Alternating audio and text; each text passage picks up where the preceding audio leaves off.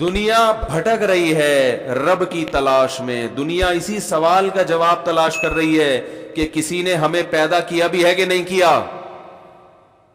اسی بحث میں وقت کو برباد کر رہے ہیں. پھر جن کو اس کا جواب ملا کسی نے پیدا کیا ہے تو ان کو یہی نہیں پتا کہ وہ ایک ہے یا ایک سے زیادہ. کوئی پتھر کی بنی ہوئی مورتیوں کو, بھائی اس کو مزہ آ رہا ہے تبھی تو پتھر کے سامنے جھک رہا ہے. وہ اس سے پتا چلتا ہے کہ اللہ کی تلاش اور اللہ کے سامنے جھکنا یہ انسان کی نیچر ہے. اس میں انسان کو لذت محسوس ہوتی ہے. تبھی تو لوگوں کو صحیح خدا نہیں ملتا تو پتھروں سے بنے ہوئے خداؤں کو خود سے بنا کر ان کے سامنے جھکنا شروع کر دے. دنیا میں ہر دور میں کسی نہ کسی عنوان سے پیدا کرنے والے کی عبادت ہوتی رہی ہے. کسی نے پیغمبروں کو معبود بنا لیا, کسی نے پتھروں کو بنا لیا, کسی نے بندروں کو بنا لیا, کسی نے سورج کو بنا لیا. تو یہ سارے بھٹک رہے ہیں کہ ہمیں کوئی ایسا رب چاہیے جس کے سامنے ہم جھکیں, جس کی ہم عبادت کریں. یہ انسان کی نیچر ہے. اگر یہ نیچر نہ ہوتی تو دنیا میں اگر صدیوں سے آپ دیکھیں نا انسان, تو عبادت نہ کرنے والے زیادہ ہوتے, کرنے والے کم. جبکہ دنیا میں ہمیشہ سے عبادت کرنے والے زیادہ ہیں. چاہے وہ بتوں کی کرتے ہوں, چاہے وہ مزاروں پہ سجدے کرتے ہوں, لیکن عبادت کرنے والے ہیں. یہ فطرت ہے انسان کی. تو محمد صلی اللہ علیہ وسلم نے اس انسانیت پہ یہ احسان کیا کہ انہیں صحیح خدا کا پتہ بتا دیا, صحیح رب کا ایڈریس بتا دیا, یہ ہے, اور دلائل سے ثابت بھی کر دیا. تو بھائی جس کو صحیح رب مل جائے اس کو تو پھر یہ ٹینشن تو اس کی ختم ہو گئی کہ رب ہے یا نہیں ہے, کون سا صحیح ہے کون سا غلط ہے. اس کو تو راستہ مل گیا نا. اب اسے تو اس کو منانے میں مزہ آئے گا یا ٹینشن ہوگی؟ مزہ آئے گا بھائی. اس کو کہتے ہم تو تلاش میں تھے.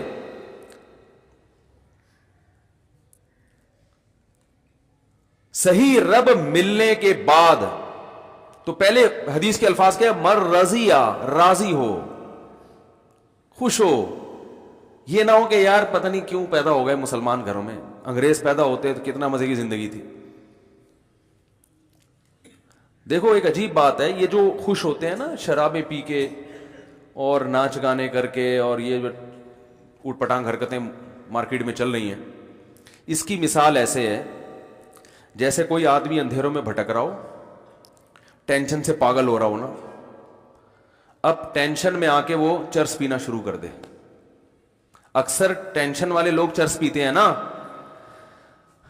ہائے ہائے ہائے, کاش یہ مثالیں سمجھ میں آ جائیں آپ لوگوں کی. میں تو سوچ رہا ہوں اپنی مثالوں کا نا مسالوں کی طرح ایک ڈبہ بنا کے مارکیٹ میں, ایک کمپنی بنا کے مارکیٹ میں پھینکوں,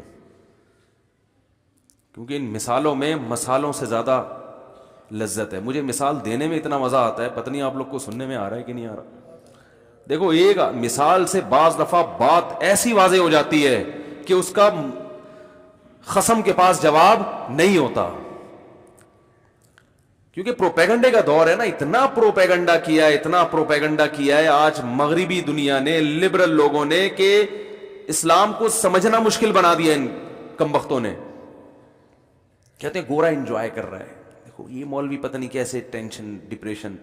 ارے مولوی ٹینشن میں ہوتے تو ڈپریشن کی گولیاں مولوی کھا رہے ہوتے ہیں بھائی.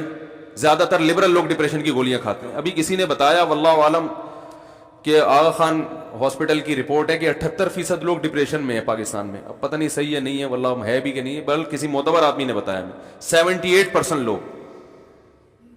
مجھے کسی نے کہا کہ وہاں بھی ایسا ہی ہے مغربی دنیا میں 78% لوگ. تو میں نے کہا ہمارے ہاں 78% ہیں, ان کے ہاں بھی 78%, لیکن ہمارے ہاں کوالٹی وائز تھوڑا لو لیول کوالٹی کے نفسیاتی ہیں. ان کے اگر 78% ہیں تو کوالٹی کے لحاظ سے صحیح ہے نا, کیونکہ رپورٹ میں یہ تو آیا, کوانٹٹی تو دیکھی گئی ہے, کوالٹی پر رپورٹ پیش. ہمارے یہاں تھوڑے تھوڑے, ان کے تھوڑے زیادہ زیادہ سے ہو گئے.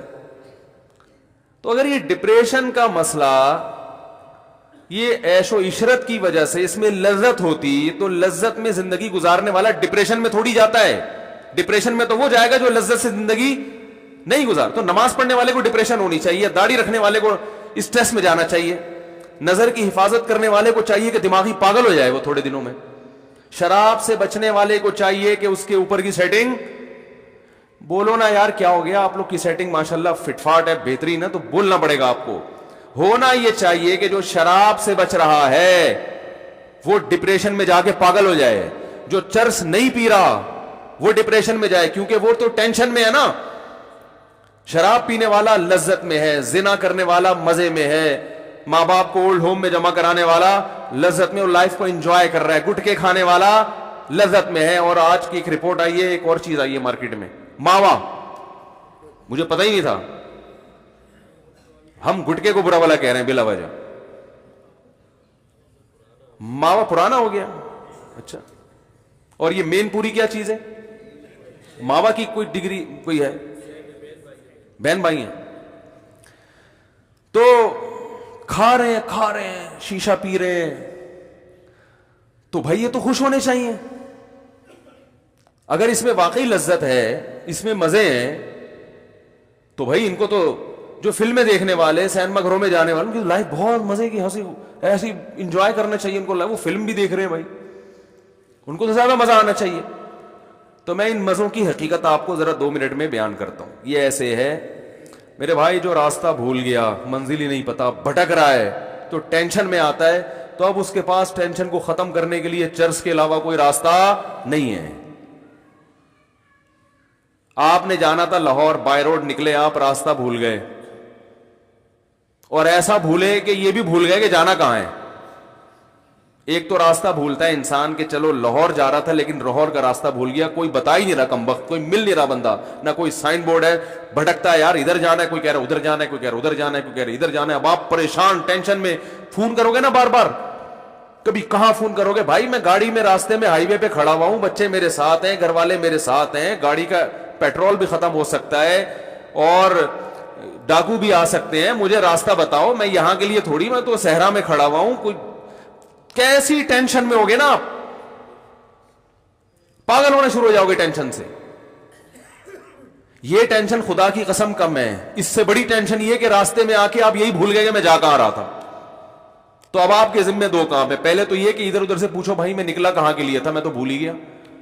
پھر نکل جہاں جا رہا تھا, پھر اس کا راستہ پتہ چلے کہ وہ ہے راستہ, وہ کہاں ہے. ہائے ہائے ہائے ہائے ہائے, بہت مشکل ہے بھائی. اس زمانے میں کسی کو اونٹ پہ کو رکشے میں بٹھانا آسان ہے, کسی کو صحیح بات سمجھانا بڑا مشکل. تو 2 چیزیں ایسی ہیں, اب تو آپ ڈبل ٹینشن میں نا, اب آپ روڈ پہ گھوم رہے ہو, تو ایسے موقع پہ انسان کیا کرتا ہے, یار تھوڑا چائے پیتے ہیں بیٹھ کے, تھوڑا ٹینشن کیا ہوگی ہے بھائی, کم ہوگی. اور زیادہ ٹینشن میں آؤ گے, سگریٹ, نئی بی پی, وہ کہتے ہیں یار اب یہ 1 دن 2 دن 10 سال ہو گئے اسی ٹینشن میں یہاں گھوم رہے ہیں, تو چلو یار کو سٹا لگاؤ, سکون حاصل کرو. ہر وہ چیز جو اس کی لذت کا سامان بنے گی وقتی طور پر, ان تمام لذتوں کو حاصل کرنے کی کوشش کرے گا ٹینشن ختم کرنے کے لیے. تو ختم کرنے کی ضرورت اسی کو ہوتی ہے جس کو ٹینشن ہو نا. تو ان چیزوں میں اگر لذت ہوتی تو بھائی ان چیزوں سے ٹینشن بڑھتی نہیں بلکہ ختم ہوتی, اور یہ ان کو ضرورت نہ ہوتی جو پہلے سے ٹینشن میں ہے. اس لیے اللہ نے بتایا کہ جس کو اللہ کا پتہ چل گیا اور اس پہ خوش بھی ہے, وہ راضی ہے, مطمئن ہے کہ بس وہی میرا رب ہے اور اسلام میرا دین ہے. اور اسلام جو بتایا ہے ہم نے, کس نے, محمد صلی اللہ علیہ وسلم نے. تو محمد صلی اللہ علیہ وسلم جو اسلام بتائیں گے اس کو مانوں گا, اور جو بدعتی لوگ اپنے طریقے سے اسلام بتا رہے ہیں اس کو میں قبول نہیں کرتا, کیونکہ اسلام کو ڈیفائن کرنے والے بھی درجنوں لوگ ہیں نا. تو محمد صلی اللہ علیہ وسلم کا لایا ہوا اسلام تو فالو کروں گا, باقی کسی کا نہیں. اس چیز پہ جب اطمینان ہو گیا, اس کا مطلب اسے منزل بھی پتہ چل گئی اور اسے راستہ بھی پتہ چل گیا, ہر چیز اسے پتہ چل گئی, تو اس میں اب اس کو مزہ آنا. اب یہ گاڑی بھگائے گا 5ویں گیئر میں, سمجھ رہے. اب یہ دائیں بائیں کوئی پیپسی لے کے کھڑا ہوا ہے, کوئی چائے لے کے, بھائی ہٹا یار پہنچنا ہے, ہوتا ہے نا. ہاں جب تھک جائیں گے چلتے چلتے, راستے میں کہیں اسٹے ہوا تو گریوی میں دودھ پتی بھی چلے گی, پان بھی چلے گا, گٹکا بھی چلے گا, لیکن یہ اصل مقصد نہیں ہے. اسٹے تو کرتے ہیں نا 4-5 گھنٹے کے بعد جا کے تھوڑا اسٹے ہو گیا, چلو بھائی تھوڑا سا واش روم میں ہو کے آ جاؤ, ٹھیک ہے. تو وہ اسٹے تو اسلام نے بھی دیا ہے نا. پانچوں سارا دن نمازیں پڑھنے کا تھوڑی کا ہے, فجر پڑھو اب چلو گھر جاؤ, شاباش. یہ تھوڑی کہ وہیں بیٹھے رہو ظہر تک. حج زندگی میں ایک دفعہ کیا بس ختم ہے, کافی, ایک دفعہ بہت ہے. کرنا ہے تو غریبی ہے, نہیں تو بس زندگی میں ایک دفعہ کافی ہے. زکوٰۃ ایک دفعہ ہے, قربانی فطرہ ایک دفعہ. اب یہ تھی کہ ہر روزانہ بڑی بڑی رقمیں صدقہ نکال کے خود روڈ پہ آ گئے. تو اللہ تعالیٰ نے خود انٹرٹینمنٹ کا درمیان میں بریکیں رکھی ہوئی ہیں. فجر پڑھنے آتے ہو, امام صاحب کہتے ہیں بریک کے بعد دوبارہ ظہر میں ملیں گے انشاءاللہ. کتنی لمبی بریک ہے دیکھو. حالانکہ بریک کم ہوتی ہے, پروگرام زیادہ ہوتا ہے نا, لیکن یہاں پروگرام تھوڑا ہے, بریکیں. کیا خیال ہے بھائی, اتنی لمبی بریک کے بعد اللہ کہتے ہیں دوبارہ ملیں گے. تو وہ 5 ٹائم نماز پڑھنا مشکل ہو رہا ہے. نماز 5 ٹائم پڑھنا, وہ بریکیں جو ہے نا اتنی لمبی لمبی بریکیں, وہ بریکوں کو اصل بنا لیا اس نے. یہ ایسے ہی ہے جیسے ٹی وی میں کوئی پروگرام آ رہا ہو, کوئی ڈرامہ آ رہا ہو, اس میں ڈرامہ تھوڑا رہ گیا اور بریکیں زیادہ. ہر 2 منٹ کے بعد کہتے ہیں بریک کے بعد ملتے ہیں. تو انسان کہے گا بھائی اس ڈرامے کا نام بریک رکھو, بریک. یہ ڈرامہ نہیں ہے, اصل ڈرامہ ہے, اصل تو بریکیں ہیں, ایڈورٹائزمنٹ ہے, اس میں تھوڑے تھوڑے ڈرامہ ڈالا ہوا ہے. جیسے دودھ میں آج کل پانی میں تھوڑا سا دودھ ڈال کے بیچ دیا جاتا ہے نا, پانی میں تھوڑا سا کیا دودھ کا تڑکا لگا دیتے ہیں آج کل کہ بھائی چلو سفید ہو گیا تو پیو, کیلشیم سے بھرپور, ٹھیک, وائٹامن سے. تو اب کیا ہوگا کہ جب آپ کو پتا چل گیا کہ بھائی جانا کہاں ہے اور راستہ کون سا ہے, تو آپ چونکہ وہاں خوشی خوشی جا رہے ہیں, کوئی پھانسی کے پھندے پہ لٹکنے کے لیے تھوڑی جا رہے ہیں, پھر آپ کی اسپیڈ کیا ہو جائے گی, تیز. پھر آپ ممکن ہے چائے بھی پی لو راستے میں, تھوڑا کہیں اتر کے تھوڑا سا گھوم پھر بھی لیے, لیکن وہ آپ کا مقصد نہیں ہوگا. اصل جو فکر ہوگی آپ کی منزل, اور اس میں آپ کو جیسے دیکھو کبھی آ رہے ہوتے ہیں نا, کراچی سے لاہور آ رہے ہوتے ہیں یا ٹرین میں, یا لاہور سے کراچی یا پشاور کہیں بھی جا رہے ہوتے ہیں, تو کیسا جب ساہیوال آتا ہے تو خوشی ہوتی ہے بھائی اب پہنچنے والے, یہی ہوتا ہے نا, اب پہنچنے والے. وہ الگ بات ہے کہ نہیں پہنچتے پھر بھی, ٹھیک ہے نا. اب تو ٹرینوں کا نظام بہت اچھا ہو گیا. پرانے زمانے کی ٹرینوں پہ ایک ڈرامہ آتا تھا 50-50, ڈراموں کی باتیں کرنی نہیں چاہیے لیکن وہ بڑا سیدھا سادہ سا ڈرامہ ہوتا تھا, بچپن میں ہم دیکھا کرتے تھے. اس میں دکھایا, پہلے کی ٹرینوں کا تو پتا ہے نا آپ کو کیا ہوتا تھا, اب تک 2-4 سال پہلے تک بھی یہی حال تھا. تو اس میں دکھایا کہ لاہور میں بچے نیکریں پہن کے چڑھے ہیں, کراچی جا رہے ہیں اسکول کی چھٹیاں گزارنے کے لیے نا, نیکریں پہن کے. لاہور میں کوئی ٹرین ہوگی, کوئی علامہ اقبال ایکسپریس یا کوئی, وہ تو میرے خیال چلتی ہے لاہور سے کراچی. بہرحال میں ایک دفعہ تیز گام میں بیٹھ گیا تھا, اللہ کی پناہ, اور فیملی میرے ساتھ تھی. کراچی سے پنڈی جا رہے تھے ہم, اتنی ٹینشن ہو گئی, پورا سورج غروب ہوتے ہوئے دیکھا, طلوع ہوتے ہوئے دیکھا, دوبارہ غروب ہوتے ہوئے دیکھا ہم نے ٹرین میں. دل چاہ رہا تھا کھڑکیوں سے چھلانگے نکال کے باہر نکل جائیں, بھائی پہنچا دو, اللہ کا واسطہ پہنچا دو یار. تھک جاتا ہے آدمی وہ سیٹیں دیکھ دیکھ کے نا. تو لاہور سے چڑھے چڑیاں پہن کے بچے, انٹرویو لینے والے نے ان سے انٹرویو لیا کہ آپ کہاں جا رہے ہو, بچے اچھل رہے ہیں ہم کراچی جا رہے ہیں چھٹیاں منانے. ٹرینیں لیٹ ہوتی تھیں, بہت گھنٹوں کھڑی رہتی تھیں, دن بھی گزر جاتے تھے. بتایا کہ جب وہ کراچی پہنچے ہیں, اچھا بچوں نے پینٹیں پہنی ہوئی تھیں, پینٹیں, کراچی پہنچے ہیں تو پینٹیں چڑیاں بن چکی تھیں, بچے بڑے ہو گئے تھے.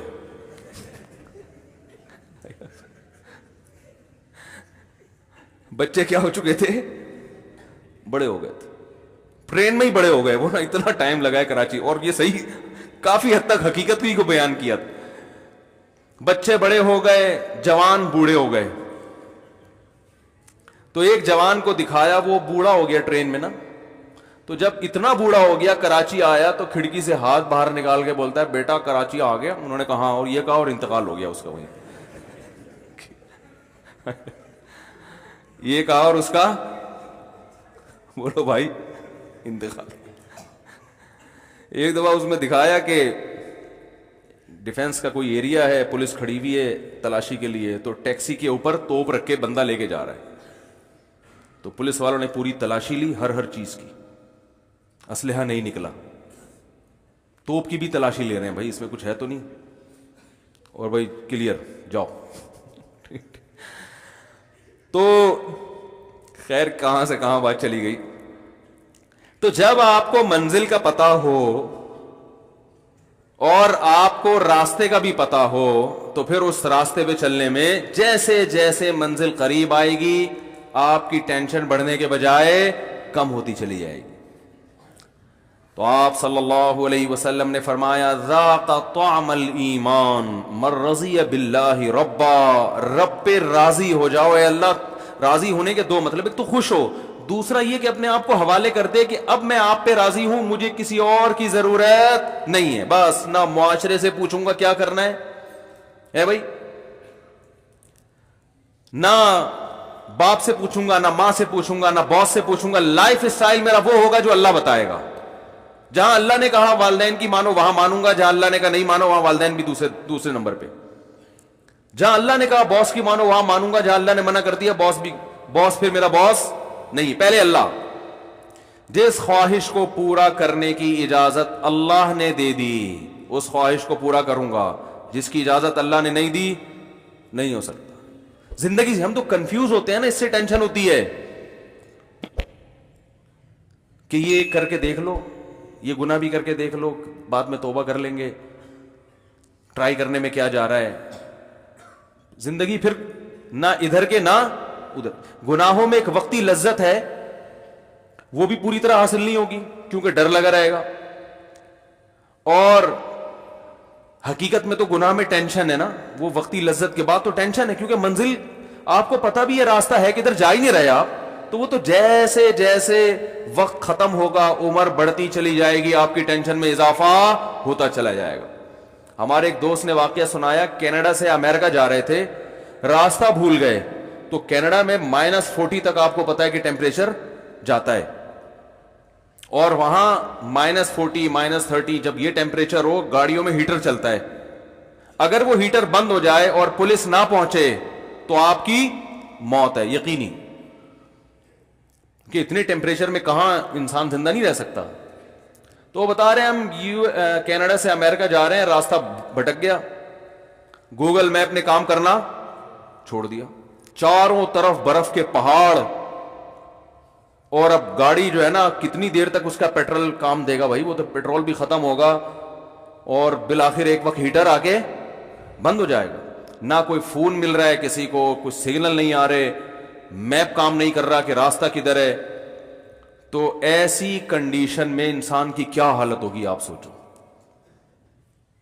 اب جیسے جیسے ٹائم, اب وہ وہاں بیٹھ کے پان گٹکا بھی کھا رہا ہے, شراب بھی پی رہا ہے, انٹرنیٹ پر بےہودہ فلمیں دیکھ دیکھ کے ٹائم پاس کر رہا ہے. تو یاد رکھو یہ وقتی ٹائم تو پاس ہوگا, لیکن جیسے جیسے ٹائم گزرتا جائے گا اس کی ٹینشن کم ہوگی یا بڑھے گی؟ بولو بھائی, بڑھے گی. اس کو پتا ہے یہ پیٹرول بھی ختم ہو رہا ہے, مجھے اگر منزل کا پتہ نہیں چلا تو یہی برف میرا قبرستان ہے, بڑی اذیت سے موت واقع ہوگی. لیکن انہوں نے چونکہ ہمیں یہ واقعہ سنانا تھا تو اللہ کا فضل ہوا کہ کسی طرح کال لگ گئی ان کی پولیس کو, یا کیا ہوا وہ پولیس پہنچی, اور اللہ کا شکر وہاں پولیس بھی پہنچ بھی جاتی ہے, یہ بھی ایک بڑی فضیلت ہے وہاں پر. تو وہ پولیس پہنچ گئی, ہمارے یہاں بھی پہنچ جاتی ہے الحمدللہ. تو بھائی تعلقات تو سب سے رکھنے ہیں نا. تو ویسے تو ایمرجنسی میں پولیس پہنچے گی ڈاکو واکو پکڑنے کے لیے, لیکن بہت سے جگہوں پہ پولیس نہیں پہنچتی یہاں پہ. یہ بڑا المیہ ہے. ایسے کئی واقعات ہوئے ہیں جب گھر میں ڈاکو آئے ہوئے ہیں, بندہ بلا رہا ہے پولیس کو, وہ کہہ رہے ہیں اتنی تمیز سے آئے ہیں وہ کہ ڈاکو لوٹ لاٹ کے جا چکے تھے. پھر آگے پوچھ رہے کیا ہوا, کون تھا, کہاں سے آیا, اوپر سے الگ سے 5,000 روپے لے کے چلے گئے. کیا انسانیت ہے یار, کہ ہم آئے ہیں تمہاری خاطر. ہر طرح کے لوگ ہر جگہ ہوتے ہیں, اچھے بھی ہیں برے بھی ہیں, دونوں چیزیں مارکیٹ میں چل رہی ہیں. ہماری بائک چھن گئی تھی, ہم نے پولیس والوں کو جا کے کہا ڈاکو میری بائک چھین کے بھاگ گئے. تو مجھ سے کہہ رہے ہیں کہ جہاں سے بھاگے ہیں وہ جگہ دکھاؤ. میں نے کہا بھاگے ادھر کو ہے, ان کے پیچھے بھاگ. کہہ رہے نہیں پہلے وہ جگہ دکھاؤ کہاں سے بھاگے. میں نے کہا اتنے تو اور دور بھاگ جائیں گے. وہ کہہ رہے نہیں پہلے وہ جگہ کہ وہ ہمارا تھانہ پڑتا بھی ہے کہ نہیں پڑتا. تو میں نے وہ جگہ دکھائی, انہوں نے کہا ہمارا ایریا نہیں ہے. دوسرے تھانے, تیسرے تھانے میں جا کے میں نے جب رپورٹ کرائی ہے تو وہ پھر میرے ساتھ, وہ بھی پہلے وہ جگہ دیکھنے گئے ہیں. میں کہہ رہا ہوں یار ادھر بھاگے ادھر کے, وہ کہہ رہے نہیں ادھر سے, اس چوک سے لے کر ادھر بھاگے, لیکن جدھر سے پکڑا ہے وہاں لے کے جا رہے ہیں. اور اس پولیس موبائل کی پہلے ٹائر پنچر ہوا راستے میں, یعنی جا ادھر کو رہے ہیں جہاں سے بائک چھینی ہے. تو میں موبائل میں بیٹھا پولیس کے ساتھ, کہہ رہے ہیں پہلے اس جگہ, وہ جگہ دکھاؤ کہاں سے چھینی ہے. اس جگہ جاتے ہوئے راستے میں ٹائر پنچر, پھر وہ پورا ٹائر چینج کیا انہوں نے. اس کے بعد پھر خراما چلے, جیسے دلہن رخصتی کے وقت پہلے زمانے میں جاتی تھی نا, بڑے آرام سے کہ کہیں پاؤں میں کوئی ورم نہ آ جائے, کوئی کانٹا نہ لگ جائے. پہلے زمانے کے اس لیے بات کر رہا ہوں کہ آج تو بسا اوقات پہلے پہنچی بھی ہوتی ہے, پھر ابا کو بتا دیتی ہے ابا آپ نے نکاح پڑھانا ہے تو بتا دو ٹھیک ہے. تو اب خراما جا رہے ہیں, وہاں پہنچنے کے بعد پھر مجھے کہا آپ بتاؤ کدھر کو لے کے بھاگے ہیں. میں نے کہا آپ کی بڑا احسان ہے آپ کا اس امت مسلمہ پر اور میرے جیسے حقیر فقیر پر کہ اب آپ اس طرف بھاگ رہے ہیں, آپ نے تسلیم کر لیا کہ آپ کا تھانہ ہے یا آپ کے ایریا ہے. تو پھر میں بیٹھا, تو پھر وہ ادھر کو گئے, تو اللہ کا فضل تھا اس میں کچھ ایسے لاک واک لگے ہوئے تھے کہ وہ ڈاکو چھوڑ کے انہوں نے کوشش, ان کو 35 منٹ ملے تھے بائک دوبارہ اسٹارٹ کرنے کے لیے. چور لاک تو دائیں بائیں بھی ہو جاتا ہے نا. 35 منٹ, 1 to 5 تھی 0 میٹر, 35 منٹ ان کو ملے تھے بائک دوبارہ اسٹارٹ بولو بھائی کرنے کے لیے. لیکن ہماری قسمت اچھی تھی, 35 منٹ میں ان سے وہ چور لاک کھلا نہیں, تو ساری تاریں واریں انہوں نے توڑ دی تھی. تو خیر ہم جب وہاں پہنچے تو ہمیں بائک مل گئی. تو اب رات بہت لیٹ ہو گیا تھا, تو دیر ہو گئی تھی, تو میں نے وہ بائک تھانے میں ہی کھڑی کر دی. میں نے کہا صبح آگے لے جاؤں گا اب میں. تو انہوں نے کہا ٹھیک ہے بھائی صبح آگے لے جائیں. مجھے کہا کہ بائک پیچھے چھپا کے رکھیں ورنہ صبح کا کوئی بھروسہ نہیں ہے کہ اس کے کچھ پرزے غائب بھی ہو سکتے ہیں. تو بائک کیا کریں. آفیسر اچھا نیک آدمی تھا, تبھی تو میں کہتا ہوں اچھے برے ہر جگہ ہوتے ہیں بھائی, اچھے برے بھی ہوتے ہیں تو اچھے بھی ہوتے ہیں. تو وہ اچھا تھا, اس نے کہا مولوی صاحب ادھر پیچھے نا پولیس والوں سے چھپا کے پیچھے کھڑی کی کہ پولیس والوں کو پتہ نہ چلے. تو ہم نے کہیں پیچھے لے جا کے بائک کھڑی کر دی اپنی. اس نے کہا صبح آ جائیں. اچھا اس میں ایک جو ٹائمر لگا تھا نا چور لاک, بالکل ایسے تھا جیسے بم ہوتا ہے نا, اس طرح کا وہ اس میں ریموٹ لگا ہوا تھا, یعنی اس میں تاریں نکلی ہوئی تھی, بالکل شکل ایسی جیسے کوئی بم رکھ کے جاتا ہو. تو وہ مجھ سے کیا ہوا کہ وہیں تھانے میں درخت کے نیچے میرے ہاتھ سے کہیں گر گیا اور وہیں رہ گیا. اب میں چلا گیا تو مجھے خیال آیا یار اسے کوئی تھانے والے کچھ غلط چیز نہ سمجھ رہے ہوں, بم نہ سمجھ رہے ہوں کہ یار یہ ٹائمر لگا ہوا ہے کیا ہے, وہ اس کی شکل ایسے ہی تھی. تو میں نے کہا یہ مسئلہ نہ ہو جائے, تو میں صبح فوراً آیا نا, اب ڈیوٹی چینج ہو چکی تھی. میں نے کہا میں آؤں گا تو مجھے تلاشی لیں گے, مجھ سے پوچھیں گے مولوی صاحب کہاں جا رہے ہو, کیا ہوا پورا واقعہ, پھر میں بتاؤں گا یہ رکھا ہوا تھا. تو انکوائری ہوگی یہ کون رکھے گیا بھائی, یہ تم تو نہیں رکھے گئے, بم تو نہیں ہے کہیں یہ. تو پھر میں بتاؤں گا نہیں اصل میں رات بائک چوری ہوئی تھی, یہ تھا وہ تھا. تو میں آ رہا ہوں, مجھ سے کوئی پوچھ نہیں رہا. 2 آدمی پولیس والے وہیں کھڑے ہوئے ہیں, درخت کے نیچے وہ بم ٹائپ کی چیز رکھی ہوئی ہے. میں گیا آرام سے اٹھا کے لے آیا, کسی نے مجھ سے نہیں پوچھا. میں نے کہا یار سیکیورٹی کا یہ عالم ہے کہ بم رکھ کے جاؤ, نہیں پھٹے تو واپس لے آؤ. اتنی سہولت ماشاءاللہ ہمیں پولیس نے ہے بھائی, بظاہر ایسا ہی لگ رہا ہے. کیا حال ہے بھائی. اور یہ واقعہ بھی ہوگا 2005 کا واقعہ بیان کر رہا ہوں, جب حالات بہت خراب چل رہے تھے. 2004 یا 5 کا واقعہ ہے. میں نے کہا کیا مزے ہیں یار, تھانے میں بندہ جا رہا ہے, وہ پولیس والوں کے سامنے سے ایک چیز اٹھا کے لا رہا ہے, پوچھ ہی نہیں رہے بھائی کیا ہے مولوی صاحب, کون ہو, کہاں سے آئے ہو, کیا اٹھا رہے ہو, کیا رکھ کے جا رہے ہو. وہ تو کچھ بھی نہیں تھا, وہ تو ٹائمر تھا وہ چور لاک کا کہ اتنی سیکنڈ کے بعد جو ہے نا وہ لاک خود بخود ہو جائے گا. میں نے کہا بڑے مزے آئے ہوئے یار. لیکن بہرحال ہر طرح کے ہوتے ہیں. وہ بھی تو اچھا تھا نا جس نے مجھے کہا کہ گاڑی پیچھے رکھو, وہ تو حفاظت ہی کر رہا ہے نا, ورنہ وہ پہلے وہی چیزیں نکال لیتا تو کیا ہوتا. خیر جلدی سے بات کو سمیٹ کے ختم کرتا ہوں. تو بھائی اللہ کو پہ راضی ہو جائیں اللہ ہونے کے لحاظ سے کہ ہمیں رب چاہیے تھا جو ہمیں الحمدللہ مل گیا, لیکن اس سے بات مکمل ہوتی نہیں ہے. رب کے بعد ہمیں چاہیے ہوتا ہے کہ رب کو تو بہت سی دنیا مانتی ہے, لیکن رب نے کس کو نمائندہ بنایا یہ بتانے کے لیے کہ رب کا پیغام پہنچائے گا کون, تو اس کے لیے محمد صلی اللہ علیہ وسلم پہ راضی ہو جائے کہ نبی صلی اللہ علیہ وسلم, محمد صلی اللہ علیہ وسلم کے علاوہ کسی کی بات کو اللہ کی طرف منسوب نہیں کروں گا. پتھر پہ لکیر بن جائے گا نبی کا فرمایا ہوا. جب کہہ دیا غلط ہے تو غلط, جب سود کو حرام کر دیا تو حرام ہے, جب نبی نے کہہ دیا داڑھی بڑھاؤ مونچھیں گھٹاؤ تو داڑھی بڑھانا ہے. اب اس میں مختلف قسم کے جدید پروفیسروں کی باتوں میں آ کے کہ ایکچولی یوں تھا تو ایکچولی یوں تھا تو اصل میں تو اس زمانے میں, اور بھائی نبی کا حکم ہے. جب کہہ دیا کہ نظر کی حفاظت کرو تو نظر کی حفاظت کرنی ہے. جب کہہ دیا کہ سودی بینک میں جاب حرام ہے, سود کا لکھنے والا, سود کا دینے والا, سود لینے والا, سود پہ گواہ بننے والا, چاروں پر لعنت ہے, تو بھائی سودی بینک میں آپ کے لیے جاب کا آپشن ختم ہو گیا, بس ختم. بحث کر کر کے اپنی عمریں ضائع مت کرو. عورت پہ پردہ فرض ہے تو اس کا مطلب فرض ہے. اب وہ اس بحث میں ایکچولی اس زمانے میں تو یہ تھا تو اس زمانے میں, ٹائم ضائع کرنے کے علاوہ کچھ بھی حاصل نہیں ہوگا. نماز فرض ہے, روزہ فرض ہے, زکات, روزہ فرض کا مطلب کل پیپر دینا ہے تو بھی فرض ہے. جناب پروفیسر غامدی صاحب نے جو یہ ٹیکنیکل پوائنٹ نکالا ہے نا کہ اگر صبح پیپر دینا ہے تو روزہ چھوڑ سکتے ہیں, یہ اپنی خود ساختہ شریعت ہے, یہ محمد صلی اللہ علیہ وسلم کا لایا ہوا دین نہیں ہے. فمن شہید منکم الشہر فلیصم, اللہ فرماتے ہیں جس کی زندگی میں رمضان کا مہینہ آئے گا اس پہ لازم ہے کہ وہ روزہ رکھے.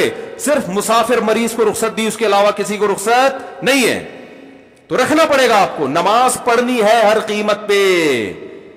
بیمار ہو, کیسے خواتین شاپنگ کرنے جاتی ہیں نماز چھوڑ دیتی ہیں, جہازوں میں نمازیں چھوڑی جا رہی ہیں, بیمار ہو گئے نمازیں چھوڑی جا رہی ہیں, ابا کی طبیعت چونکہ خراب ہے تو نماز, بھائی اللہ نے آپشن نہیں رکھا ہے نماز چھوڑنے کا, پڑھنی پڑے گی آپ کو. بیمار ہو, فالج میں آ گئے, شوگر میں آ گئے, کچھ بھی ہو, طریقہ آسان کر دیا, بھائی کھڑے ہو کے نہیں پڑھ سکتے, بیٹھ کے نہیں پڑھ سکتے, لیٹ کے پڑھو. قضا کرنے کا آپشن نہیں ہے. تو ہم چونکہ کنفیوز ہے نا, کرنا ہے کہ نہیں کرنا ہے, تو کنفیوز آدمی کسی بھی چیز میں مطمئن نہیں ہوتا. آپ لاہور جا رہے ہیں, آپ کہہ رہے ہیں چلو پہلے کھانے وال جاؤں یا پہلے لاہور جاؤں یا پہلے کوئٹہ کی چکر لگا لوں, تو اور گاڑی اس اسٹائل میں ڈرائیو کر رہے ہو تو گاڑی کی سپیڈ بولو بھائی ہوگی, 5ویں گیئر میں ڈالو گے ہی نہیں آپ. آپ یہی سوچتے رہو گے یار پشاور مناسب رہے گا یا لاہور مناسب رہے گا, یا تو دونوں ایک ہی راستے پہ آ رہے ہو نا, پھر تو ٹھیک ہے. دونوں کا راستہ اگر الگ الگ ہے تو آپ کو کسی بھی سفر میں مزہ نہیں آئے گا. ہم اسلام کو فالو کر رہے ہیں اور اسلام کے علاوہ کفر کا راستہ وہ بالکل اپوزٹ ہے. دونوں راستوں پہ چلنا چاہتے ہیں تو کسی بھی راستے پہ چلنے کا مزہ نہیں آئے گا. تو ایک چیز پہ ڈٹ جائے, من رضی باللہ ربا, اے اللہ تو میرا رب ہے, بس میں اس پہ مطمئن ہو گیا, جو تو کہے گا وہ حرف آخر. وبالاسلامی وبی محمد النبی اور وبالاسلامی دینا, اور نبی صلی اللہ علیہ وسلم جو دین لے کر آئے ہیں اس کا نام کیا ہے؟ بولتے کیوں نہیں بھائی؟ اسلام, بس اسلام. اسلام کے علاوہ کوئی آپشن نہیں ہے.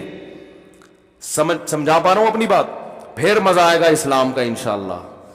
پھر ایسا ٹیسٹ ہے نا اسلام میں, ایسی لذت ہے کہ انسان دنیا چھوڑ دے, اسلام چھوڑنے کے لیے تیار نہیں ہوگا. ایسی لذت اللہ نے رکھی ہے اسلام میں, اور لوگوں نے قربانیاں دی ہیں.